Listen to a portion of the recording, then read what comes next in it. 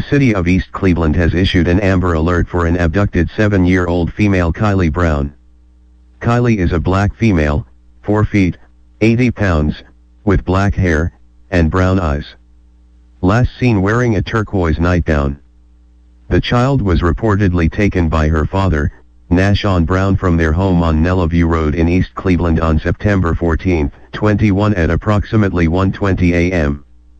Suspect described as a 36-year-old black male, 6 feet 3 inches, 229 pounds, with brown hair, and black eyes.